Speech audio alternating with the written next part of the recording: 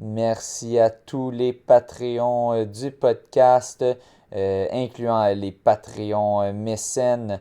Donc, merci beaucoup à Catherine Gagné et Émilie Saint-Pierre Langlois pour votre support. Si vous souhaitez consulter des exercices de renforcement musculaire pour coureurs et coureuses, allez à la page CGKIN sur Facebook et peut-être sur son Patreon même. Sur ce, bonne écoute.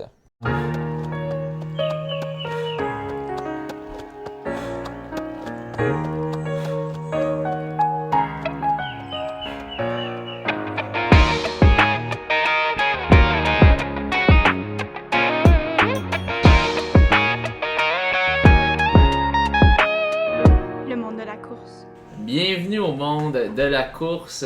Nous sommes en direct de chez Nat Goyer. Merci Nathalie Merci. de nous avoir reçus chez toi puis d'avoir eu cette idée-là. Elle est un peu, je pense, dans une autre vie, tu es enseignante, mais tu aurais pu aussi être directrice d'une agence de rencontre. Parce que tu nous as matché, on le connaît, je connais déjà Jérémy Briand. On s'est déjà rencontrés dans différents contextes. Mais entre autres, on était coéquipiers à McGill avant. Ouais. Mais c'est ça, c'est vrai, je savais que tu étais à Sainte-Julie. Ouais. Donc qui est pas loin de Saint-Bruno. Et là, ça tombait bien parce qu'on allait tous se rencontrer ce matin. Et on en profite pour recevoir celui qui vient de faire la deuxième meilleure performance québécoise de tous les temps sur demi-marathon. C'est un peu chiant parce que ça s'est fait un peu éclipser, on va le dire. Parce que Thomas Fafard, dans la même course, lui a fait une 2,19 si je me trompe pas. Mais tu as fait une 3,59 alors que l'ancien record était au-dessus de une 4. C'est extrêmement rapide, une 3,59. Je pense, si je me trompe pas, c'est tout juste au-dessus de 3 minutes 10 kilos. C'est 3-1. 3-1 de moyenne. Ouais. Donc, c'est tenir ça, ouais. C'est le fun d'avoir une foule, j'aime ça. Là. On a le monde qui applaudit. C'est comme un... On se croit dans Friends. C'est ça. Là. Je vais essayer de faire une blague pas drôle tantôt, le monde va rire. Donc, merci beaucoup d'avoir accepté l'invitation. On espère que ce format va être bon pour nos spectateurs, nos auditeurs et ceux qui regardent ça en vidéo.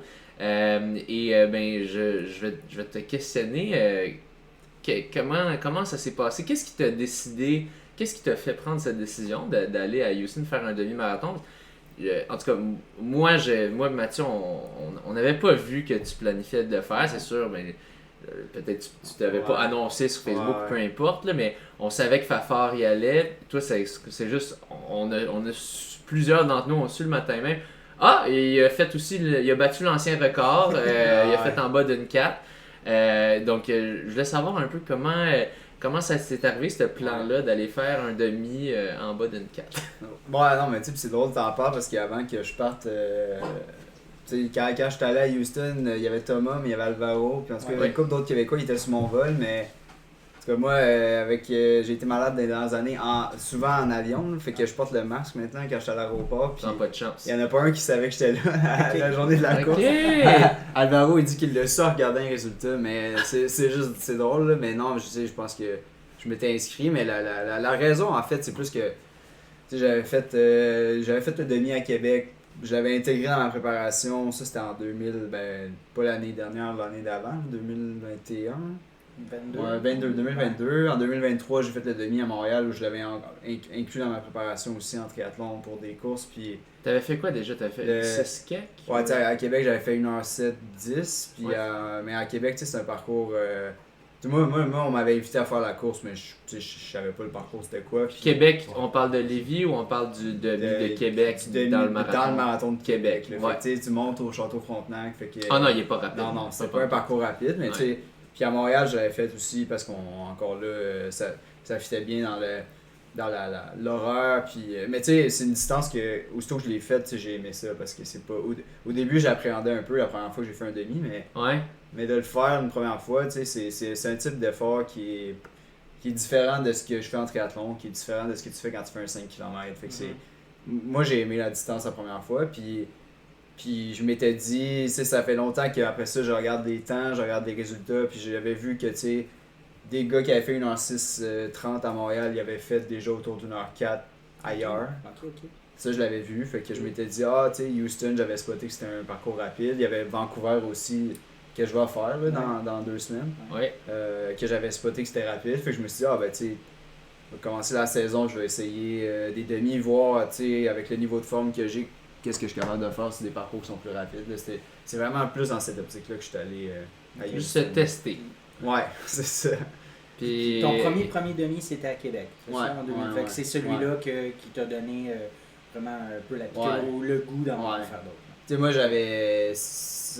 c'était pendant l'automne, puis j'avais une préparation vraiment plus axée sur des Coupes du Monde, puis des championnats continentaux en triathlon. Ouais. Puis on m'avait invité à courir élite pour le demi à Québec, puis dans la préparation, le timing était bon, fait que j'étais allé. Puis j'avais jamais fait de demi, mais tu sais, je pense que au niveau de la préparation, ça fitait bien. Puis je l'ai fait plus comme. Je me suis dit, je vais voir ce que ça va donner, je vais l'intégrer dans l'entraînement, mais tu sais, là, t'arrives là, puis tu le fais, puis t'es.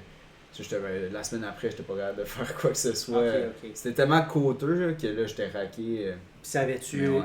un enjeu sur la suite de ton entraînement pour un championnat ou si on Non. parle, c'était à l'automne 2022? Ouais, ben, tu sais, j'avais fait ça, c'était fin septembre, je pense. Puis la course importante après était fin octobre. Fait que tu sais, j'avais eu du temps après ça pour. Ouais. Tu disais que t'allais voir ce que ça allait donner. Es-tu content du résultat pour Ouais, Houston?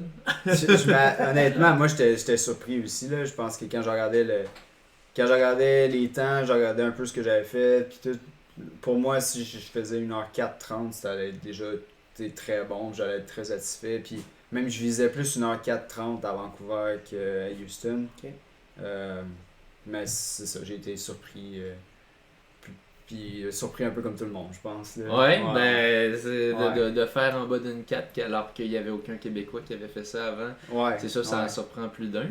Ben, Comment t'avais envisagé ta course? Tu sais, sur quelle pace tu partais sur un 1h4:30 puis finalement t'as accéléré?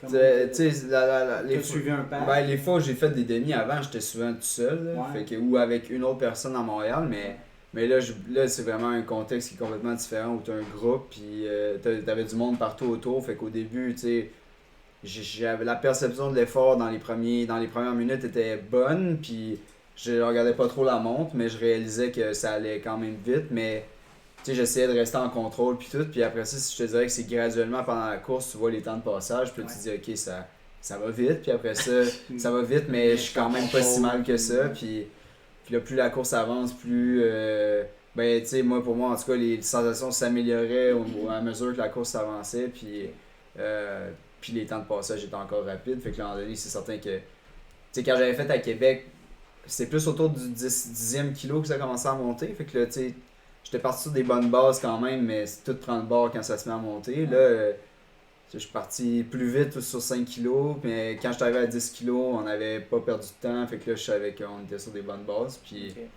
que si je maintenais le temps qui allait être là, j'allais battre mon temps de beaucoup, mais c'est vraiment, je te disais, plus à 20 kilos là, que là, j'ai réalisé, ok, si je donne un petit coup, je vais peut-être être capable de faire en bas d'une heure 4. C'est là que t'es allé chercher ta seconde. Là. Ouais. Ok. Ouais, parce que t'as Ouais. fait une 3,59, là, c'est ce qu'on appelle mais t'sais, être clutch. Ça, c'est le gun time, là, parce que moi, je courais à Houston pour courir élite, faut vraiment que tu sois. Il faut que le comité organisateur Même t'invite. Thomas l'était pas. Ouais, c'est ça. Fait que nous, on partait un petit peu en arrière, là, fait que ça a pris 3 secondes avant qu'on passe la ligne. Là, Puis toi, tu t'es pas dit que t'allais essayer d'aller avec Fafard? Ben, tu sais, lui, au début, Il est parti vite, les premiers, vite. tu sais, je pense que le premier kilo, je le voyais, il était à côté, mais après ça, lui, il a réussi à s'accrocher dans un groupe, puis après ça, tu sais, les groupes, ça s'est tiré, puis les groupes se sont un peu... Nous, il y avait une voiture, puis on voyait le gap par rapport au groupe d'en avant, puis plus ça allait, plus, tu sais, le gap était important, puis après ça, moi, tu sais, en réalité, c'est que pendant la course, moi, je me disais, à la vitesse que ça va, je vais être capable de tenir jusqu'au Ouais, bout. c'est ça. Ça va déjà extrêmement vite. Ouais. T'es déjà t'étais Puis, à la pace pour faire un PB de 2-3 minutes. C'est ça. Puis là, en rétrospective, tu regardes ça puis tu te dis, ben, peut-être que si je le refaisais, sachant ce que j'ai le cas de maintenir, peut-être que j'aurais essayé de m'accrocher au groupe en avant, mais Mais tu sais, Thomas, je veux dire, c'est la première fois qu'il faisait un demi, puis je savais pas non plus dans quel niveau de forme il était. Fait que moi, je l'ai vu aller dans le groupe en avant, puis tu sais, je me suis dit, Faire ma course. je vais peut-être le revoir, peut-être pas. Puis Ouais, je vais peut-être le revoir hein, à cette vitesse-là, Ben, à courir avec Galen Rupp. tu sais jamais, là, à un moment donné, il peut complètement exploser, mais Ben non, oui. tu sais, il a Il a tenu, puis- jusqu'au bout. Ouais. Puis, tu sais, je pense que tout le crédit, il revient, là. Il était en forme, puis il a fait une belle course, fait que, ouais, chapeau. Ouais. Ouais. Mais toi aussi, tu as fait une très belle course. Les deux, vous avez fait des belles courses. Ouais. Puis, là, disons, à 20 kilos, là, tu te dis, Ouais. ça va bien. Fait que là, tu pousses la machine un petit peu pour Ouais. aller faire le sub in 4. Puis, raconte-nous un peu le dernier kilomètre, Ouais. comment ça se passe dans ta tête. Puis, quand tu franchis le fil d'arrivée. Mais tu sais, je pense que quand on arrivait à 10 kilos, on avait un plus gros groupe, puis un groupe eux autres, qui tournaient à droite pour aller faire le marathon. Ah, ok. Il y avait des gars là-dedans qui ont couru vite sur le marathon, ils ont fait autour de 2h10, puis après ça, nous autres on tournait à gauche pour le demi, fait que là c'est certain que... Puis jusqu'à ce point-là, on avait quand même un vent majoritairement de dos. Mhm. Là, je savais que le stretch qui allait monter, c'était une longue ligne droite d'à peu près 5 kg, où là on avait un bon vent de face. Fait que là, c'est certain que dans ce stretch de vent de face-là, j'essayais de rester en arrière des gars, puis de pas trop aller en avant le moins possible. Puis quand on a tourné dans le dernier kilo, là, on avait plus un vent de dos. Fait que là, je savais que s'il y avait du temps à aller chercher, c'est là qu'il fallait aller chercher. Là. Fait que là, c'est certain que le dernier kilo, tu te poses pas trop de questions, puis tu essaies de donner tout ce qui te reste. Là. Est-ce que le Ok. pack est resté pas mal intégral à partir du 10 jusqu'au 20 ou il y a- Ouais, les gars, tu ça sais, s'est réduit? ouais, non, on a rattrapé des gars qui étaient en Ok. avant puis qui avaient cassé, puis on a aussi, il y a peut-être 2-3 gars avec qui j'ai passé la majeure partie de la course. Ok. Puis il y en a d'autres, tu sais, des fois tu les vois pas, puis là tu les vois arriver, mais... Ok. tu sais, Mais t'as été ouais, quand ouais. même avec 2-3 personnes, là, vous avez été Ouais, du ouais. début à la fin. Là. Ouais, pas mal, ouais. Ok. Ouais. En tout cas, il y en Puis a le un entre autres. Le là. dernier kilo, Ouais. il est rentré en combien, tu sais-tu? Ben, tu sais, eux autres, ils parlent en 1000, les Américains. Là. Ouais. Fait que je sais que le dernier 1.1, on était sur un pace de 4,40 au 1000. Au 1000, Mais ok, je sais pas combien ça va donne faire exactement comme ça. sur kilo. Là. Ouais. C'est rapide. C'est très en bas de rapide, 3 c'est minutes sûr du que- kilo. Oui, ça c'est sûr. C'est sûr, Euh, c'est en bas de 3 minutes. Ouais. Comment tu t'es senti quand t'as passé le fil d'arrivée en bas d'une 4? Ah, tu sais, moi, j'étais satisfait, puis j'étais content, là, puis, tu sais, c'est... Mais, tu sais, je pense que l'affaire aussi là-dedans, c'est qu'à un moment donné, tu viens que t'en fais tellement de courses que, tu sais, des fois, il y a des succès, des fois, il y a des échecs, puis t'apprends à vivre un peu... tu sais, je sais pas comment ils disent ça. Ben, tu restes t'sais, amateur, je Ouais, tu restes un peu... ouais, tu sais, c'est ça. Tu apprends un peu à gérer... L'excitation est jamais trop intense, puis la déception est jamais Exact, trop... c'est ça. Plus en mais équilibre, là. ouais, puis mais je pense que c'est après, tu sais, que là j'ai vraiment réalisé, ben tu sais, sur le coup, ben, je me rappelais d'avoir vu que le record c'était 1h04 quelque chose. Pensais-tu que t'avais le record sur le coup? Non, parce que Non, tu savais aussitôt que j'ai franchi la ligne, j'ai vu Thomas. Ah, ok, Ouais, ok. ouais, Tu l'as vu là, Ouais, fait que là, ouais. ouais. Mais ok. tu sais, je pense qu'après ça, c'est tu sais, sur le coup, je réalise que, ok, j'ai battu le record, mais c'est après, je pense que là, les jours après, où il y a beaucoup de messages qui ont rentré, tu sais, j'ai quand même eu, tu sais, quand même eu des bonnes courses dans ma carrière en triathlon, mais jamais autant de... Je pense que j'ai pas eu de courses qui ont généré autant de Réactions. Ouais, de réactions. Tu sais, même le lendemain, tu sais, il y a Pierre Léveillé qui m'a écrit parce que je pense que pour lui, c'était plus sentimental comme record, là. Puis là, tu sais, moi, je savais pas, en fait, que Philippe Layotte était décédé, fait que je l'ai appris par Pierre, Toute mais l'histoire, ouais, ouais, fait ça. que... Ouais, c'était vraiment toute une histoire Ouais. tragique, là, fait Ouais. que... Ouais. Perdre un coureur comme ça au top, Ouais. pareil comme Émilie Mondor, c'est ça? Ouais, Émilie Mondor. Émilie Mondor qui est décédée d'un accident de la route, mais... Ouais, puis c'est drôle, ben un peu, pas, c'est pas drôle, mais tu sais, c'est... Lui, je pense, un accident, c'est arrivé à Montréal, mais moi, ma blonde reste à peu près à 2 coins de rue de Ok. là où c'est arrivé. Fait que moi, quand je suis allé lire un peu sur ce qui était arrivé, tu sais, j'ai vraiment réalisé, puis c'est vraiment... J'étais vraiment un peu sous le choc, là, quand j'ai appris un peu l'histoire, là, fait que... Mm. Puis, ouais, puis après ça, tu sais, c'est... Puis Thomas qui courait avec la camisole Ouais, aussi. ouais, Puis, ouais. Ça, c'était un beau clin d'œil, je pense, puis... Ouais. Puis tu sais, c'est ça, je disais à Pierre aussi quand il m'a écrit, ça fait réaliser, là, il y a 35 ans, il a fait ce temps-là, puis aujourd'hui, Est-ce qu'il y a 35 ouais, tu sais, puis aujourd'hui, on a les souliers, on a la nutrition, on a l'entraînement qui a Absolument. changé. Fait que c'est spécial parce que lui, je pense que ça te fait réaliser à quel point à cette époque-là, c'était exceptionnel comme performance. Il faisait des choses avec pas grand-chose. Ouais. Fait que... Là, tu as commencé la saison, l'année avec 2 demi. Tu vas aller faire le first half demi à Vancouver dans 2 semaines. Ouais. C'est la première fois que tu commences une année parce que toi, tu es en triathlon actuellement. C'est la première. Dans le fond, là, c'est essentiellement de la course. C'est la première fois que tu commences une année comme ça. Ça annonce quoi pour la suite de ton année?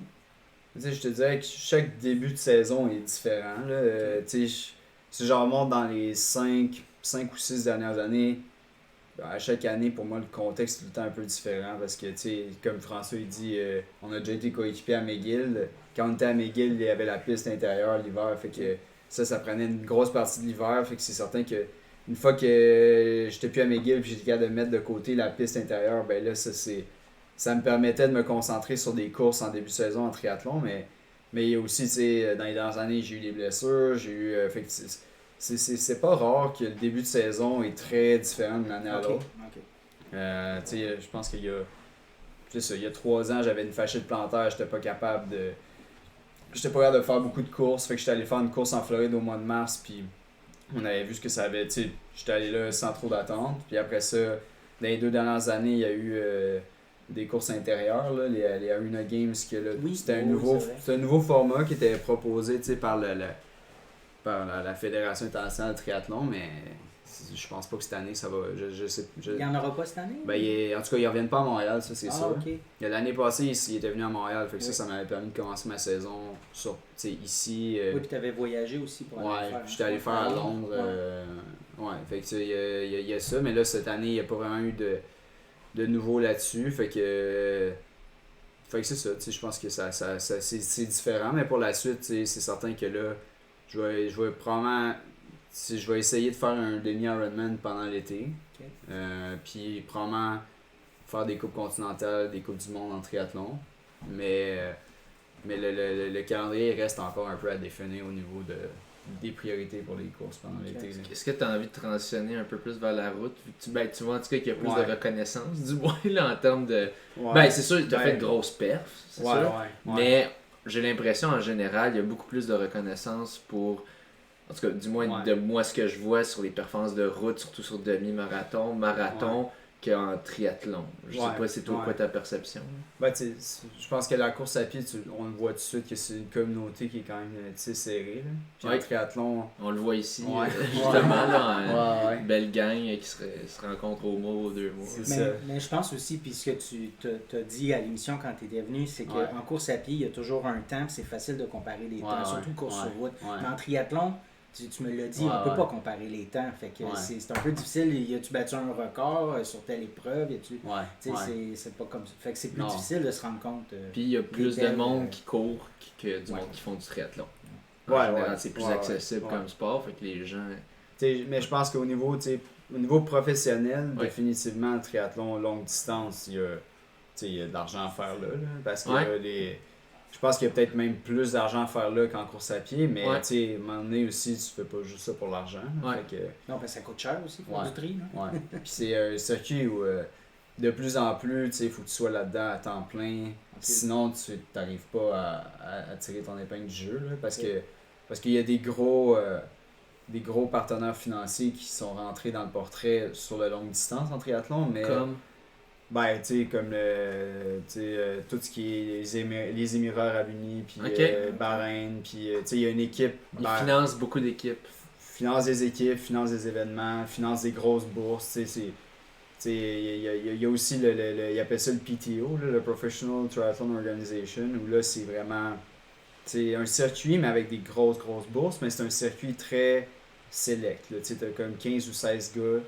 Puis c'est. Y a-tu des femmes aussi? Ouais, c'est goffé, mais la personne qui finit dernier va faire 25 000 US, mettons. C'est le fun d'être invité dans ce circuit-là. On va y aller. Le gars qui gagne, il fait 250 000 US. Fait que c'est des grosses bourses que.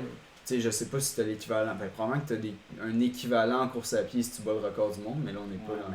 C'est ça. Fait que. Il y a des grosses bourses, mais c'est ça pour le PTO, là, pour faire partie de l'organisation, il faut que tu fasses un paquet de d'événements à gauche, à droite. Dans le fond, tu te consacres à 100% à ça. Tu n'as pas un autre job. Puis tu non, c'est ça. Toi, tu travailles à l'INS, si je ne me trompe pas? Ouais, puis je fais mon doctorat aussi. Fait que, j'ai pas mal d'affaires dans mon assiette à gauche, à droite. Fait que, puis en plus, on sait, le triathlon, c'est débile, là, l'entraînement que ça prend. C'est débile. Toi, t'es habitué, mais c'est débile. Ouais, puis même tu le dis à l'INS, des fois on regarde, on parle à des préparateurs physiques ou des entraîneurs qui travaillent dans d'autres sports, puis ils regardent l'horaire de ceux qui font du triathlon, puis ils comprennent pas. C'est ça, les où est-ce qu'ils trouvent du temps, est-ce qu'il y a une vie? Non, mais ils comprennent, ils disent pas est-ce qu'ils ont une vie, mais ils comprennent. Mettons un préparateur physique, souvent tu vas essayer de voir où est-ce que je peux placer ta séance de muscu pour que ce soit optimal. Puis là, ils sont comme, c'est pas optimal, c'est impossible. Là, ils regardent l'horaire et ils disent où est-ce que je place ça. Ouais, c'est qu'ils récupèrent là-dedans, puis somehow vous réussissez. Ouais, ben il y en a qui réussissent, il y en a qui se blessent. Ça fait partie de... Toi, ça va bien les dernières années quand même? Ouais, les dernières années, ça a bien été de ce côté-là. Je pense que la dernière fois que j'ai eu une blessure, ça date d'il y a peut-être 3 ans. C'est bon, ça. Ouais. Dans le groupe ici, je pense qu'il y en a plusieurs qui peuvent être qui aimeraient ça avoir ce nombre d'années sans blessure. La dernière fois, je pense que c'était une fasciite plantaire. On a des réactions pour ceux qui... On peut pas le voir, mais il y en a qui ont des petites réactions à cette affirmation. Mais puis ok, ben fait qu'en ce moment t'es pas encore sûr si tu vas aller plus sur route, si tu vas ça va dépendre des résultats, je suppose. Ouais, il y a un petit peu de ça, il y a un petit peu aussi de ça, j'en discutais un peu avec Mathieu aussi, avec c'est certain que moi dans les dernières années mon objectif c'était vraiment de me classer pour les jeux, mais la saison dernière en triathlon ça a été plus compliqué parce que pour plusieurs raisons, là, mais entre autres ma préparation avec la COVID, j'ai eu la COVID en décembre il y a 1 an. Ça a un peu compliqué ma préparation. Un peu, ouais. Parce qu'en décembre ou en janvier, c'est là que tu fais un peu ta base pour la saison. Fait que ça a compliqué un peu la préparation de la saison. Puis après ça, quand je commençais à mieux aller, à retrouver des... Parce que j'ai eu la COVID la première fois, mais c'était pas une COVID... c'est des symptômes qui se sont quand même étalés sur une longue durée. Tu as eu de la longue un peu? Je sais pas, je suis pas médecin non plus, fait que je sais mais ça a laissé des séquelles. Les symptômes de fatigue qui ont duré longtemps, puis quand je commençais à me sentir mieux, j'ai rattrapé la COVID en juin. Fait que on rit, mais c'est ouais, fait que non, mais tu sais, mais sur le coup, ça tombait. Le timing était juste vraiment pas bon parce que là, je m'en allais faire une série mondiale à Montréal. Je m'en allais faire. En tout cas, il y avait un enchaînement de courses plus clés, là, puis ça m'a un peu pénalisé sur les courses que je pouvais faire en milieu de saison, puis après ça a compliqué un peu tout le reste. Fait que ça a été, ça l'a joué beaucoup dans la balance, mais ça fait en sorte que moi, quand la première année du cycle de qualification olympique s'est terminée, j'étais quand même relativement bien positionné. J'étais à peu près, je pense, 50e ou 55e au classement olympique, puis pour avoir une chance de classer 3 dossards pour le Canada, idéalement, il aurait fallu qu'on soit 3 gars dans le top 30. Fait que mon objectif dans la 2e année, c'était vraiment d'avoir une bonne saison puis de rentrer dans le top 30. Puis avec tout ce qui s'est passé, j'ai même pas avancé dans le classement, j'ai reculé. Fait que là, à ce stade-ci, c'est impossible honnêtement là, qu'il y ait 3 gars. Qu'il y ait 3 gars qui rentrent dans le top 30, ça arrivera pas. Puis après ça, la sélection à l'interne de qui vont être les 2 gars pour les 2 dossards qui restent, il y a beaucoup de politique. Il y en a un qui a probablement sa place assurée, puis à moins que Charles Paquette réussisse à faire un top 10 dans les deux courses ciblées, là, ça va être un choix discrétionnaire, puis ça donne ce que ça donne. Je pense pas que dans un choix discrétionnaire, j'ai des chances réalistes de me classer pour les jeux. Ça, ces 2 courses ciblées-là, ça va être des courses au printemps? C'est 2 séries mondiales. Il y en a une à Yokohama, il y en a une en Italie. Puis lui, s'il veut avoir sa sélection automatique, ça va être un top 10. Okay. Parce qu'il a déjà fait un top 10 à Montréal l'été passé. Oui. Ouais. Puis on le réalise pas, on se dit Montréal c'est petit, mais non, c'est une grosse course. Là. Ouais, c'est le plus haut niveau là, à Montréal. Fait que c'est ça, je pense que la période de qualif là, pour les Jeux finit en Italie avec la dernière course. Il y a 2 chances, puis lui, il faut qu'il fasse un top 10. Puis sinon,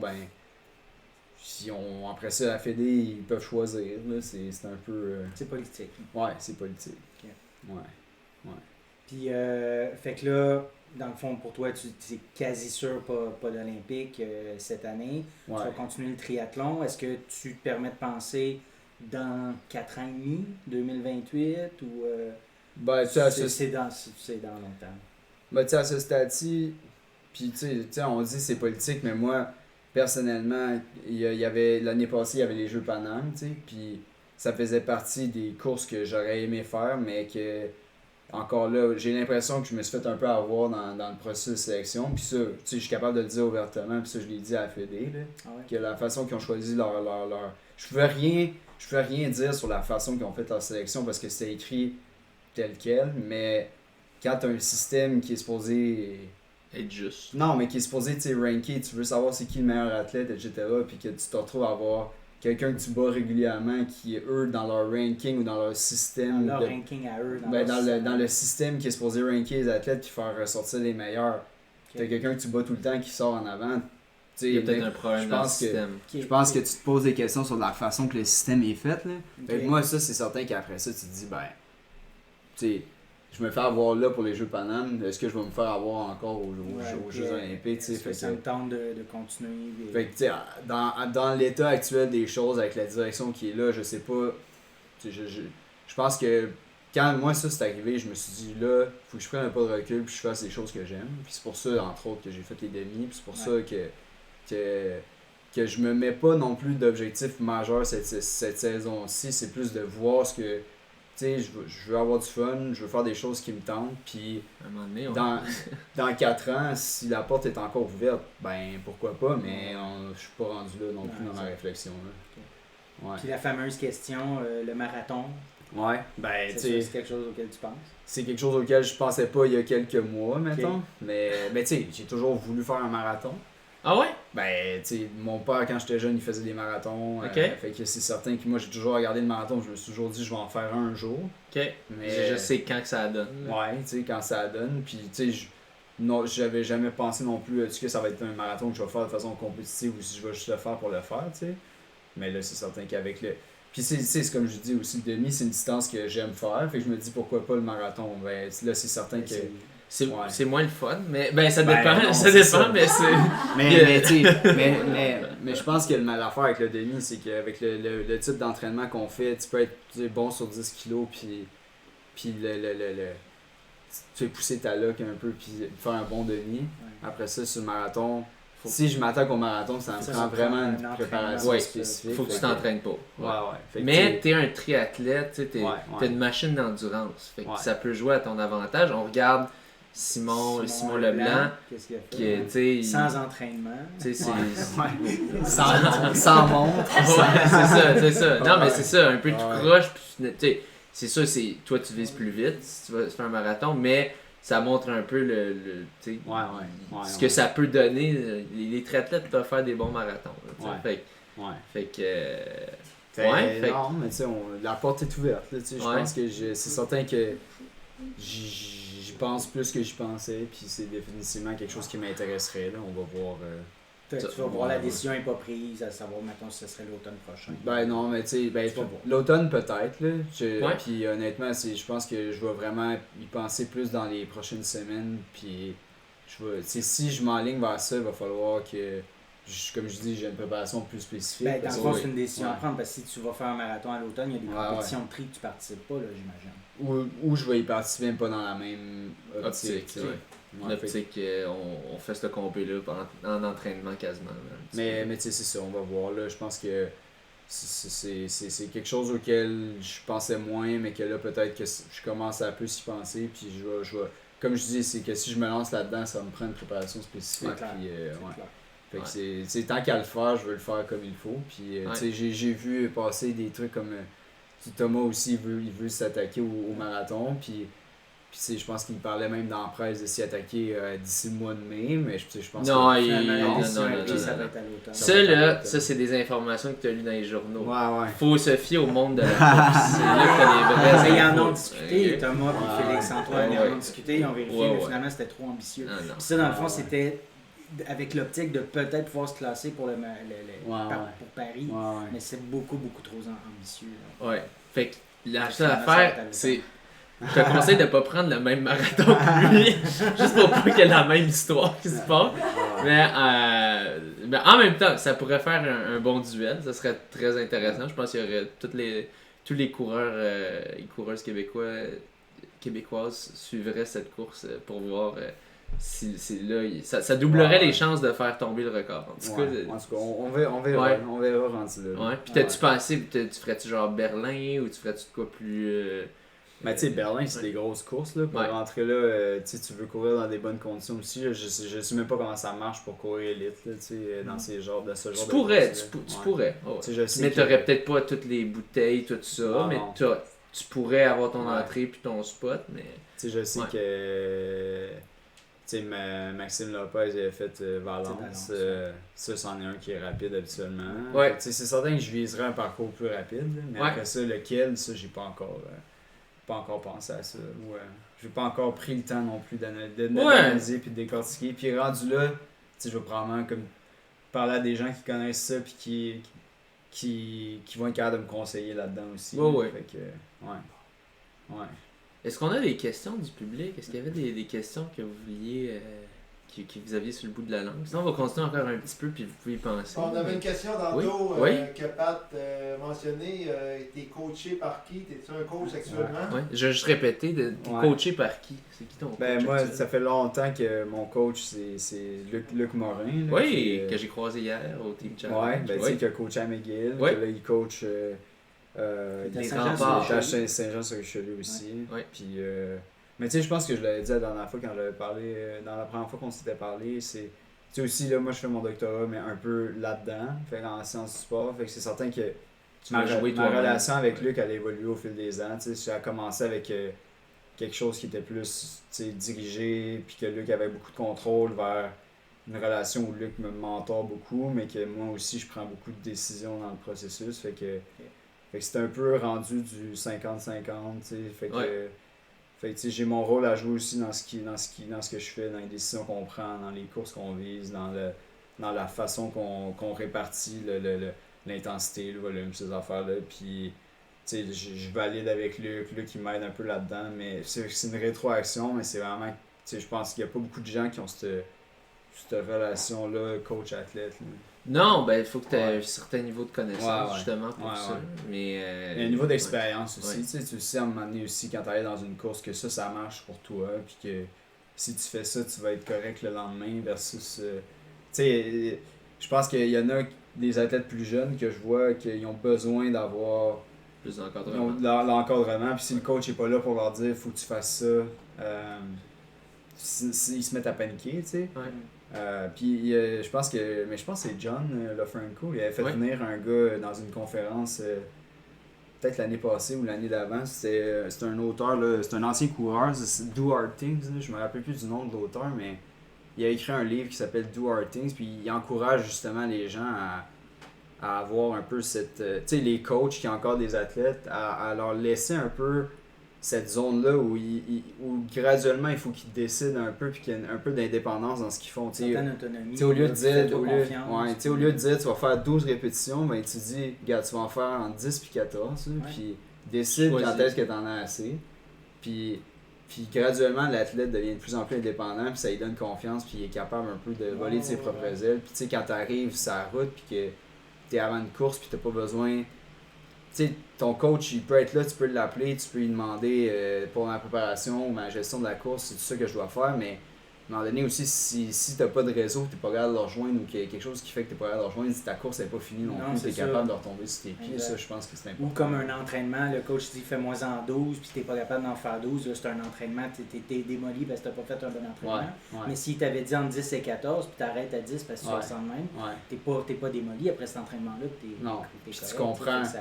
Tu comprends aussi que un entraînement, c'est pas la fin du monde. Puis des fois, moi je me rappelle, le plus jeune, j'avais un entraînement qui était prescrit, puis là, mettons, il neigeait, puis j'allais dehors, puis j'étais pas capable de maintenir le rythme qu'il fallait que je maintienne. Puis là, j'étais fâché, ou j'étais déçu, ou ça me stressait. Puis aujourd'hui, tu sais, capable de mettre ça en perspective, puis dire, ben là, gars, il neige, peut-être mieux que je le fasse demain, ou tu y vas, puis tu le fais à l'effort perçu, ou tu sais, il y a un paquet de façons de d'adapter, puis ça, ben, tu viens à être capable de le faire avec l'expérience, mais avec aussi, je pense que j'ai été chanceux d'avoir Luc parce qu'il m'a permis justement d'aller chercher cette autonomie-là, puis cette indépendance-là que...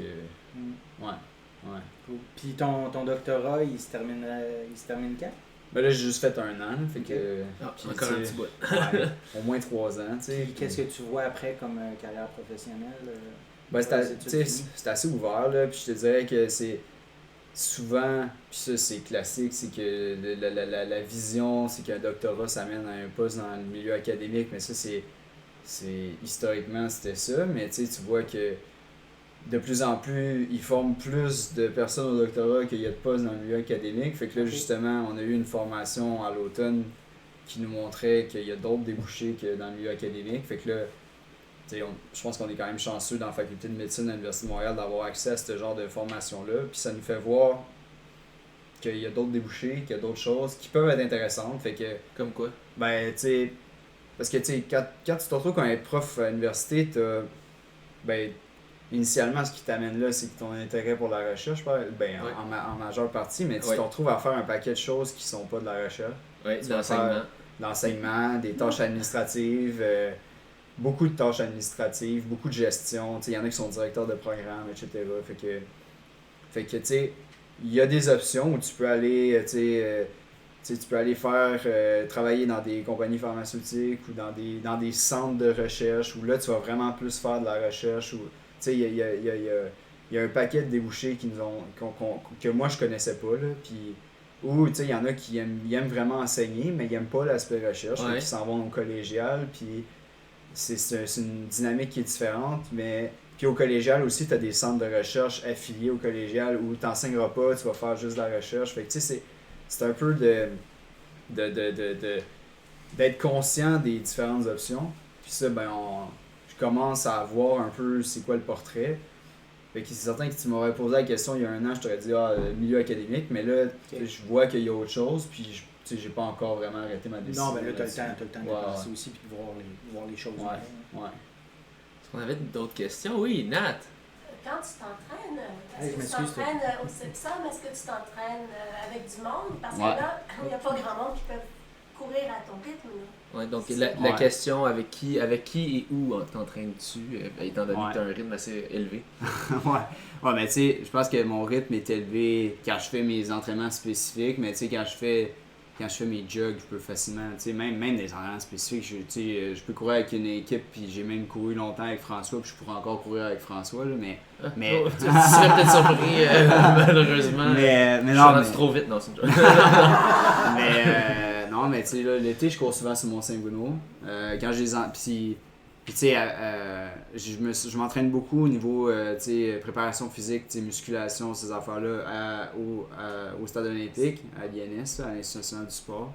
Fait que il y a des entraînements spécifiques que je fais sur tapis là aussi, puis ça c'est plus par préférence personnelle. Des fois, j'ai réalisé dans le passé, surtout l'hiver, que faire beaucoup de pistes à l'intérieur, même à l'extérieur, moi ça amuse beaucoup, puis ça fait souvent que je me blesse. Fait que des fois, j'en fais sur le tapis. Des fois, j'ai l'option aussi. Au Sepsum, dans le labo, on a vraiment un bon tapis. Fait que des fois, je le fais au Sepsum. Je m'arrange pour qu'il y ait quelqu'un dans le labo avec moi, là, pour qu'il m'arrive quoi que ce soit. Là. C'est un quoi votre tapis? Ben, c'est un Woodway, mais tu sais, à l'INS, il y a des Woodway. À l'INS, ils ont beaucoup de Woodway, là. Ils en ont 7 ou 8.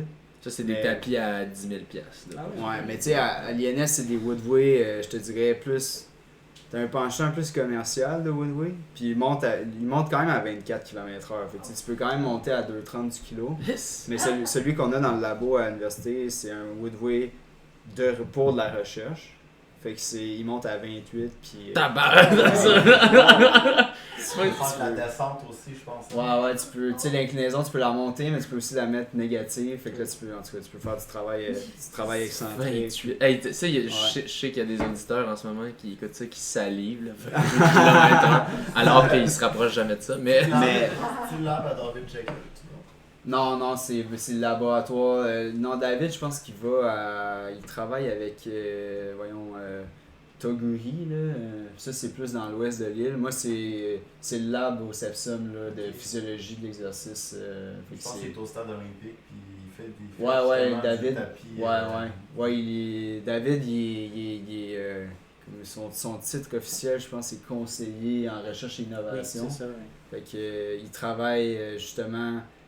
Il fait un peu de recherche au stade. Il y a des Woodway, comme tu dis, au stade qui ont une inclinaison négative. Puis il y a aussi un tapis de labo au stade, là, que c'est un genre de tapis vert, là, que tu peux même faire du vélo là-dessus. Là. Il monte à des vitesses de fou. Mais personnellement, je pense que j'aime mieux courir sur le Woodway que sur le tapis vert. Là. J'ai essayé là, un moment donné, puis il est comme un peu trop large. Il y a comme... Trop large? Ouais. Ça se peut? Ok. Puis il y a comme le mur en avant. Au moins, quand tu cours sur les tapis dans le gym, t'as une vitre, puis là, tu vois un peu ce qui se passe autour. C'est un peu moins plate que de regarder un mur. Ouais, c'est sûr, un mur, c'est un peu démoralisant. Les gros murs de béton de l'INS. Ouais, c'est ça. De bunker. Ouais. Tu fais-tu un peu de natation, un peu de vélo quand même cet hiver? Ouais, tu sais, là, puis là, je garde la forme, tu sais, c'est peut-être pas aussi spécifique que si la saison commençait demain matin. C'est plus du maintien que je fais, mais la forme est quand même pas mauvaise en vélo puis en natation. Fait que je continue à nager.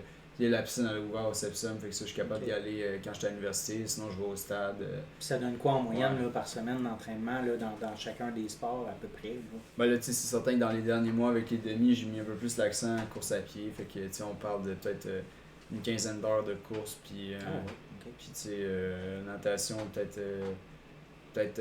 5-6 heures natation, 5-6 heures vélo. Fait quand même un 20-25 heures, là, même... Ça, c'est soft pour lui. Ouais, ben non, mais je pense qu'en termes de volume global, c'est peut-être une petite affaire de moins que ce que je fais normalement. Puis la raison principale, je pense que c'est juste parce que la course, je sens qu'au niveau fatigue, tu sens qu'il y a une réaction, inflammatoire après l'entraînement, tu le sens. Ça cause beaucoup plus que du vélo que de la natte. À cause de l'impact. Quand le volume augmente un peu à la course, je sens que j'ai moins de jambes sur le vélo, etc. Là. Mais sinon, je pense que c'est ça. Globalement, le volume est quand même pas si mal. Là. Puis le vélo, c'est essentiellement du Zwift l'hiver? Ouais, pour l'instant, ouais. Là, j'ai aussi mis la main sur un vélo de gravel. Là. Okay. Mais là, tu sais, on a un hiver, il a commencé à neiger tard. Ouais. Fait que... tu fais du gravel bike? Ben là, je l'ai pas sorti beaucoup dans la neige. Parce que... Mais ça te fait un bon workout, ça? Ben, tu sais, tant qu'à faire une ride en endurance sur Zwift, tu peux rouler et avoir un bon... tu as une bonne sortie en endurance. Tu sais, faire de l'intensité, c'est pas nécessairement pareil. Là. Mais tu sais, l'affaire, c'est que dans la neige, c'est pas comme un fat bike. Là. C'est pas nécessairement non plus comme un vélo de montagne. Ah, ok, c'est parce que c'est ça que j'avais les pneus sont gros un peu... pneus. Ouais. Tu sais, un gravel bike, c'est plus comme un vélo de route. C'est un hybride, mettons, entre un vélo de route et un vélo de montagne. Fait que t'as des plus gros pneus sur un vélo de route. C'est le fun pour quand tu vas... Tu sais, dans l'Estrie, il y a beaucoup de chemins de gravier où là, tu peux aller rouler, puis c'est quand même à la mode, là. Mais... Sauf que dans la neige... Dans la neige, c'est... Bon, j'ai essayé, là, mais tu sais, aussitôt qu'il y a de la glace, tu prends le bord. Ben c'est ça, j'allais dire, t'as pas peur de te péter la gueule un peu, là. Ouais, mais tu sais, il y a une couple d'années, je faisais beaucoup de vélo de montagne l'hiver, mais l'hiver aussi, c'est dur sur le vélo, là. Tu sais, si tu sors et qu'il y a un peu de sel, là, faut que tu laves le vélo, parce que sinon, la chaîne va rouiller, puis... Ah ouais. Ouais. Fait que, tu sais, j'en fais un peu, mais surtout du Zwift, là. Cool. Ouais. Est-ce qu'on avait des dernières questions de nos spectateurs? On a pas mal répondu à ça. As-tu la liberté de voyager quand tu veux pour les compétitions? Puis est-ce que tu as le budget? Y a-t-il quelque chose? Y a-t-il un budget qui t'aide? Y a-t-il une... Ok, on a une question par rapport au budget, le voyage, la tout ça. disponibilité aussi étant... disponibilité avec ton doctorat. La disponibilité côté horaire, ça, je pense que c'est pas nécessairement un problème, dans le sens que aussi j'ai la chance d'être dans un département où ils comprennent c'est quoi le sport. Là. Ouais. Mais c'est certain que le triathlon, c'est beaucoup de voyagement. C'est beaucoup de compétitions partout dans le monde, surtout à ce temps-ci de l'année. Là, la saison commence dans 3 semaines, mais c'est en Australie. Fait que si tu vas là, il faut que tu sois là pendant un bout de temps puis que tu compétitionnes. C'est beaucoup d'argent. Puis pour ça, je pense que dans les dernières années, ce qui m'a limité, c'est peut-être plus le côté budget. Puis côté budget, c'est qu'il a fallu que je compte puis que je décide où est-ce que j'allais en fonction du budget. Puis moi, j'ai pas j'ai pas nécessairement le financement de l'équipe nationale. Parce qu'à un moment donné, l'équipe nationale, quand tu arrives à un certain âge, ils te disent, si t'es pas top 8 ou top 5 dans le monde, tu passes plus sur le carding. Fait que, tu l'as reçu pendant un certain temps? Ouais, mais c'était une carte de développement. Puis là, quand t'arrives autour de 26 ans... C'est combien ça donne, une carte de développement? Une carte de développement, c'est autour d'une 20 000 par année. OK. Mais tu sais, ça fait que ça couvre beaucoup de frais. Ouais. Mais tu sais, l'idée, c'est que ça couvre des frais, tu sais, mettons, ton appartement. Mais en triathlon, c'est cher aussi. En triathlon, tu sais, ça couvre même pas tous les frais de dépenses que tu peux avoir en voyage. Puis tu sais, on a quand même la chance d'avoir... Je pense qu'en triathlon, c'est le cas. Puis je pense qu'en athlétisme aussi, les fédérations provinciales aident beaucoup. Souvent, ils vont faire des projets où ils vont aider financièrement pour aller au championnat canadien, pour aller faire une course à l'extérieur. Une fédé nationale, de ce que je vois en triathlon, c'est pas la même chose. Ouais. Moi, c'est rare qu'on ait du support. J'ai fait beaucoup de Coupes du Monde, puis même des séries mondiales où on arrivait sur place, puis on était laissé à nous-mêmes. C'était nous, puis fallait qu'on se débrouille. Fait que ce soit en Allemagne, au Japon, il y avait juste moi, 2 autres athlètes, mettons, puis il fallait qu'on gère l'horaire de piscine, aller à l'épicerie, toutes ces affaires-là. Les repas, toute la kit. Puis ça, c'était pris en charge majoritairement par nous autres. Fait que, je pense qu'on a quand même un système au Québec qui fait qu'on a beaucoup de bourses d'études, bourses de... Tu sais, la fondation, ben là, ça s'appelle la Fondation Aléo, là. Puis c'est toutes ces affaires-là qui nous aident, qui fait qu'au fil des années, tu génères quand même une base sur laquelle tu peux aller puiser quand tu pars en voyage, mais souvent les gens sont surpris là, quand je dis que je fais 7-8 voyages par année puis qu'il y en a beaucoup là-dedans que c'est payé de ma poche, mais c'est la réalité. Là. C'est clair. Ouais. Puis en plus, il faut que tu gères ce voyage-là. Ton hébergement, les repas, continuer ton entraînement, la compétition, tout ça, c'est tout. Tu sais, ça me fait penser, on a reçu Rémi Leroux juste avant, puis lui, il fait les championnats de course en montagne, en sentier, puis lui, tout est pris en charge, tu sais. Toi, c'est complètement l'inverse. Ouais, ça varie d'une fédé à l'autre. Ouais. Oui, Nathalie? As-tu quelques commandites pour te soutenir dans ça? As-tu des commandites? Ouais, ben, niveau commandite, je te dirais que... En triathlon, ce qui est là où les gens vont commanditer, où ils sont plus chauds à commanditer, c'est quand tu fais du longue distance parce que je pense qu'ils connaissent plus ça. Ironman. Ouais. Moi j'ai un contrat avec Argon 18 pour les vélos. Mais c'est pas un contrat, mettons, il n'y a pas vraiment d'argent associé à ça, c'est qu'ils m'ont fourni un cadre. Moi, il a fallu que je monte les pièces puis tout. Mais c'est un vélo qui vaut genre 10-15 000. Ouais, c'est un cadre, c'est un cadre de haut niveau, là, parmi les meilleurs vélos au monde. Fait que ça, j'ai quand même la chance d'avoir ça. Mais pour le reste, je dirais que c'est vraiment le seul contrat que j'ai. Puis après ça, pour ce qui est partenaire financier, c'est par expérience, c'est très compliqué. Puis il faut que tu mettes beaucoup de temps et d'efforts pour aller les chercher, pour entretenir cette relation-là. Puis tout. Fait c'est les athlètes qui doivent aller chercher ou leur agent. Mais si tu veux avoir un agent, il y a beaucoup d'argent à faire sur toi. C'est pas nécessairement facile. Là, puis par expérience, dans ma carrière aussi, avec les commanditaires, ce que j'ai réalisé, c'est que tu viens aussi à développer une relation de confiance ou une bonne relation avec quelqu'un qui... Moi, ça a été beaucoup avec Mathieu Giga qui était à New Balance. C'est devenu au fil des années quasiment un ami, tu sais. Puis là, il est rendu chez Kraft. Fait que là, tu sais, j'essaye un peu des produits Kraft. Pas le beurre de pinot, là, mais les vêtements. Oui. Non, mais le monde. Il est rendu chez... je me suis fait un chapeau en beurre de pinot. Non, fait que tu sais, mais c'est ça. Puis même chose en vélo, tu sais. Ce qui m'a ouvert la porte chez Argon, c'est Dominique Fortin qui est quelqu'un qui a travaillé longtemps chez Argon puis qui est vraiment quelqu'un de dédié dans le monde du vélo puis qui m'a aidé là-dedans. Puis je pense qu'il y a beaucoup de bénévolat là-dedans aussi. Là.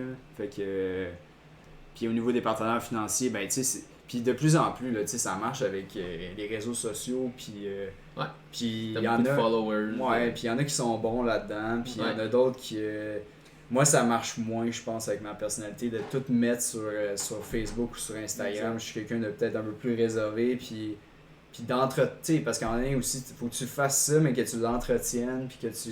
C'est de la job. C'est une job à temps plein aussi. C'est surprenamment de la job, Fait que moi, j'ai calculé qu'il fallait que je m'entraîne, que je mette mon temps à l'école, puis que tout l'aspect réseaux sociaux, c'était peut-être moins mon dada. Fait que, ouais. Ou tu t'engages quelqu'un qui te fait des c'est ça, c'est ça. Si jamais quelqu'un qui s'en attend de faire des posts pour Jérémy, il cherche quelqu'un. Mais cool. Ben, merci beaucoup, Jérémy Briand, d'avoir accepté de repasser. Oui, merci Nathalie, merci à tous nos spectateurs en direct. On est avec toi, puis merci. On te souhaite le meilleur.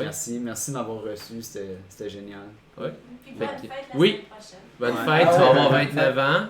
Merci. Ça approche de la trentaine, bientôt. Tu vas voir, là, c'est plus facile, là, à 30 ans. Là. Ça va. Ouais. Merci et sur ce, bonne course. Bonne course, merci. Merci.